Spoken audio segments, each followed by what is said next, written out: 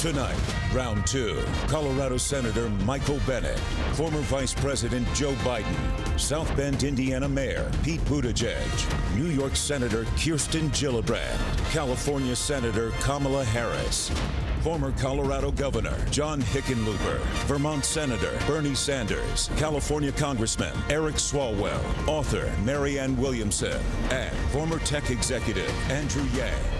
From NBC News, Decision 2020, the Democratic Candidates Debate. Live from the Adrienne Arsht Performing Arts Center in Miami, Florida. I was 6 years old when a presidential candidate came to the California Democratic Convention and said, "It's time to pass the torch to a new generation of Americans." That candidate was then Senator Joe Biden. Joe Biden was right when he said it was time to pass the torch to a new generation of Americans 32 years ago. He's still right today. If we're going to solve the issues of automation, pass the torch. If we're going to solve the issues of climate chaos, pass the torch. If we're going to solve the issue of student loan debt, pass the torch. If we're going to end gun violence for families who are fearful of sending their kids to school, pass the torch. Vice President, would you like to sing a torch song? I would. I'm still holding on to that torch. Senator Harris, I'm so sorry. We will let all of you speak. Senator Harris. Senator Harris, please. We will let you all speak. Senator Harris. We can't afford to wait for evolution on these issues. Hey, guys, you know what? America does not want to witness a food fight. They want to know how we're going to put food on their table. Yes?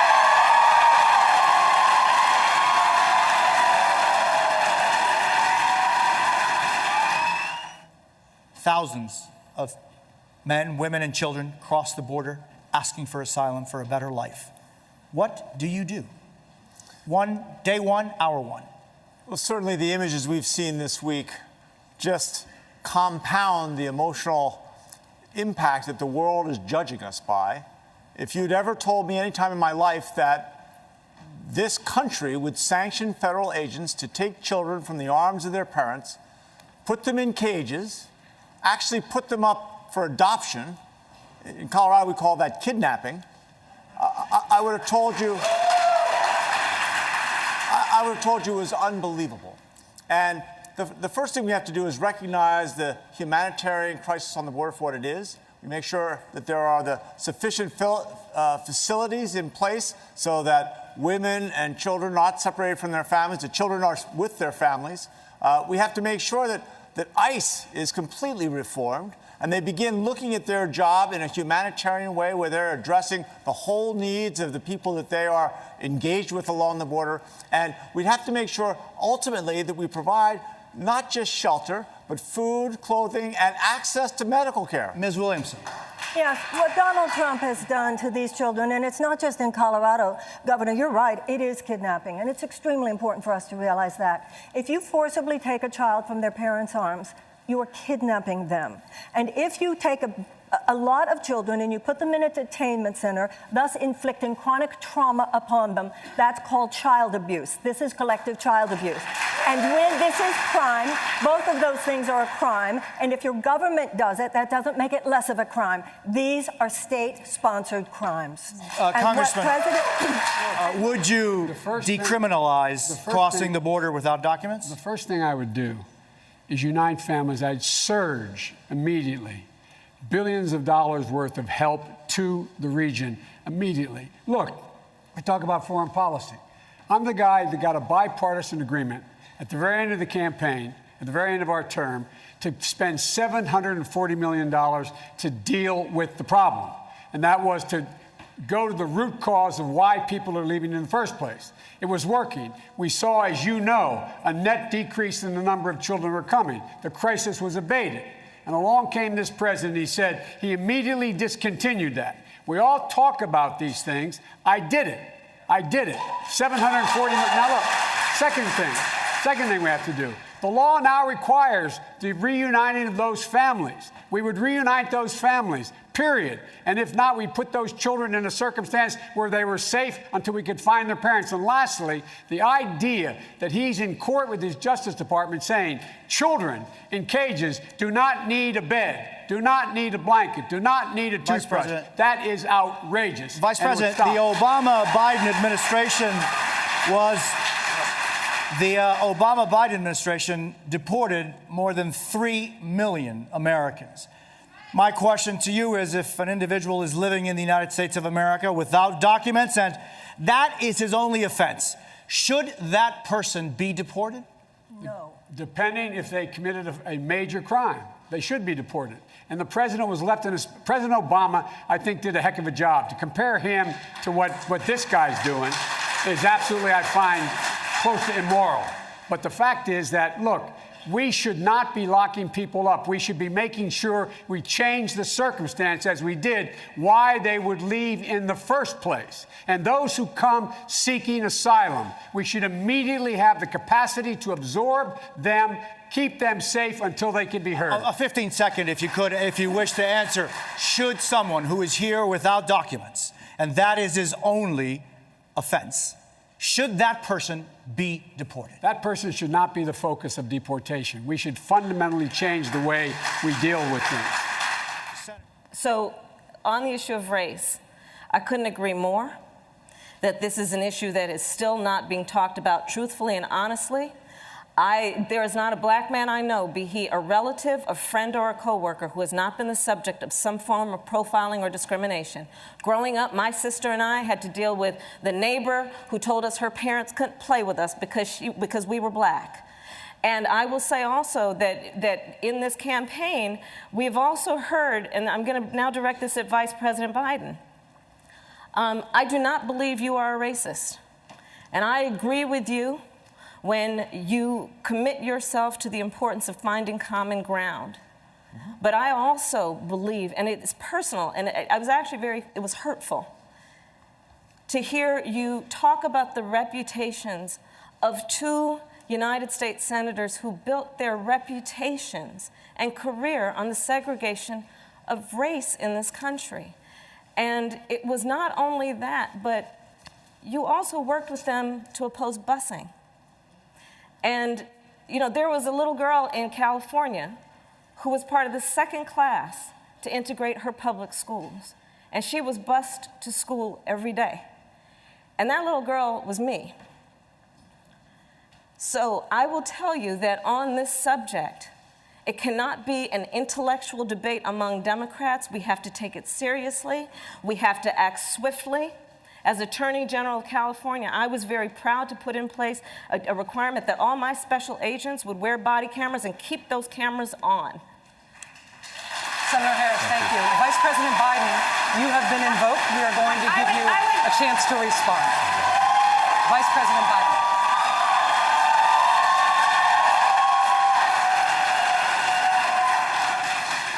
It's a mischaracterization of my position across the board. I did not praise racist. That is not true, number one. Number two, if we want to have this campaign litigated on who supports civil rights and whether I did or not, I'm happy to do that. I was a public defender. I didn't become a prosecutor. I came out and I left a good law firm to become a public defender when in fact my city was in flames because of the assassination of Dr. King. Number one. Now, number two, as the Vice President of the United States, I work with a man who, in fact, we worked very hard to see to it we dealt with these issues in a major, major way. The fact is that in terms of busing, you would have been able to go to school the same exact way because it was a local decision made by your city council. That's fine. That's one of the things I argued for, that we should be breaking down these lines. But so the bottom line here is, look, everything I've done in my career, I ran because of civil rights. I continue to think we have to make fundamental changes in civil rights. And those civil rights, by the way, include not just only African Americans, but the LGBT community. But Vice President Biden, do you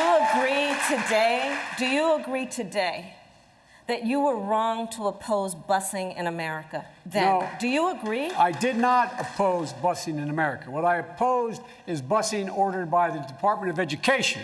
That's what I opposed.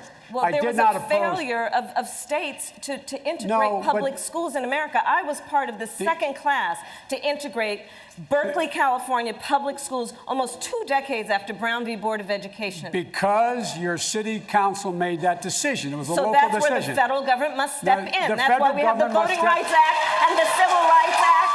That's why we need to pass the Equality Act. That's why we need to pass the ERA, because there are moments in history where states fail to preserve the civil rights of all people. It does sound as if you haven't seen what's been happening in the United States Senate over the last 12 years. It didn't happen. Why? I have seen what happened. Just since we were vice president, we needed 3 votes to pass an $800 billion recovery act that kept us from going into depression. I got 3 votes changed. We needed to be able to keep the government from shutting down and going bankrupt. I got Mitch McConnell to raise taxes $600 billion by raising the top rate.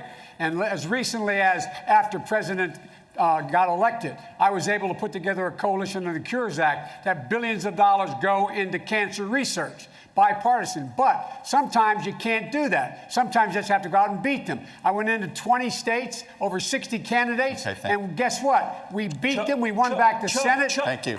Chuck, Thank you, the Mr. problem with what the vice president... Yeah, 30 seconds. Go ahead. Sometimes you do have to beat him, but the deal that he talked about with Mitch McConnell was a complete victory for the Tea Party. It extended the Bush tax cuts permanently. The Democratic Party had been running against that for 10 years. We lost that economic argument because that deal extended almost all those Bush tax cuts permanently and put in place the mindless cuts that we still are dealing with today that are called the sequester.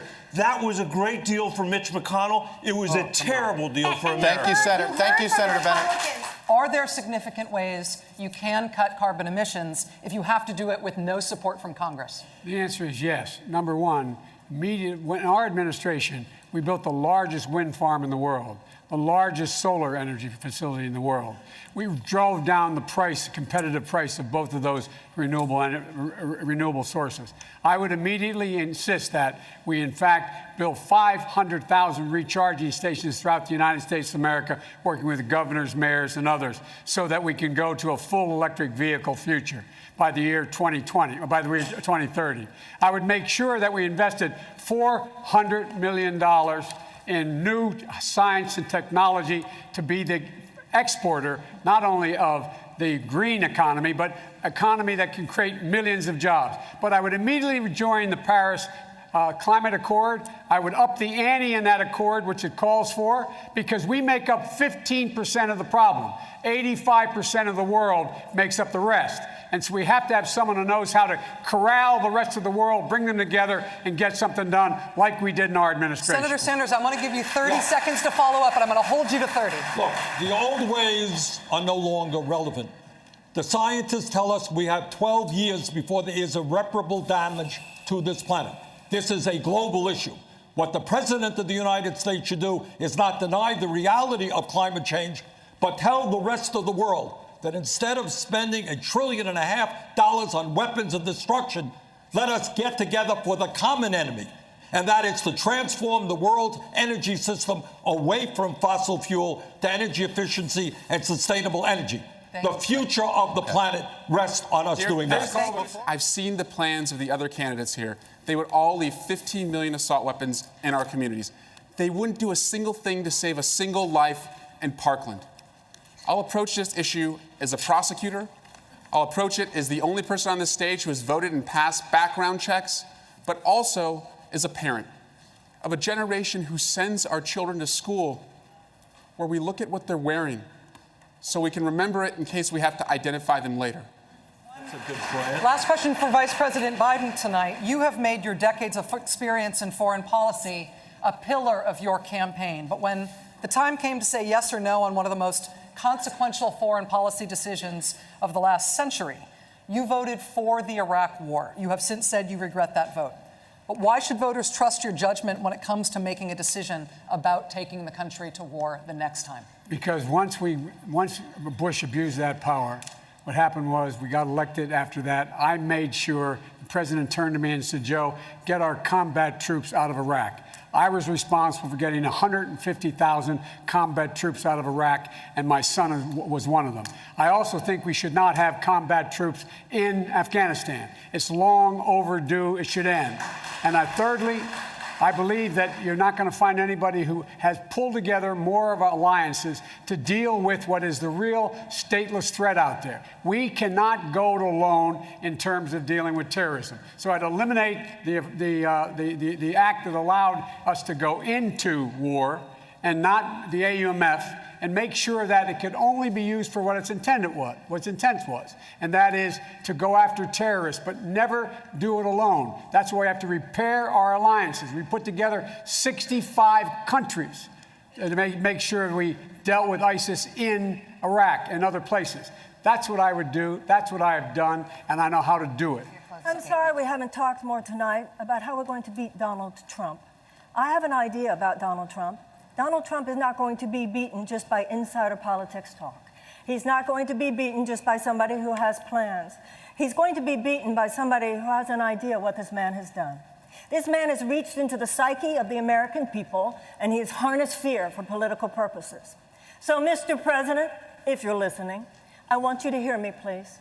You have harnessed fear for political purposes, and only love can cast that out. So sir, I have a feeling you know what you're doing. I'm going to harness love for political purposes. I will meet you on that field, and sir, love will win. Ms. Williamson, thank you.